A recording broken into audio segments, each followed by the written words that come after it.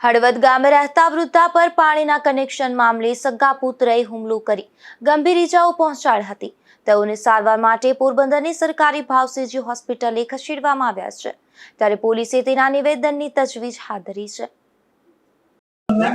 મારું નામ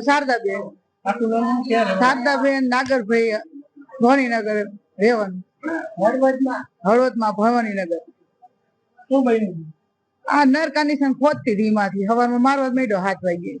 કોણ મારવા માંડ્યો? છોકરો રાજુભાઈ, મારો દીકરો।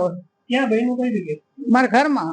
હળવદ બન્યું? હળવદ હળવદથી અહીં સારવાર લેવા આવ્યા? હળવદમાં પછી મને મોરબી લઈ ગયા, પેલા અહીંયા સરકારી દવાખાનામાં લઈ ગયા, સરકારી દવાખાનામાંથી પછી ત્યાંથી મોરબી મોકલ્યા।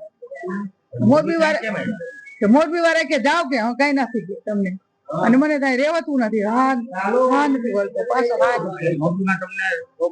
નો આપી સારવાર તો અહીંયા મારી જમાઈ છે, મારી દીકરી છે, એ નતા લાવતા કે હું ન લઈ જાઉં, તમે લઈ જાઓ ને મરી ગયું। બહેનો કેટલી છે? બહેનું 24 તારીખ દાબલું લઈને કે મારી જ નાખી, મારે લોહીના ઢગલા થતા 2 ફાન થઈ ગઈ।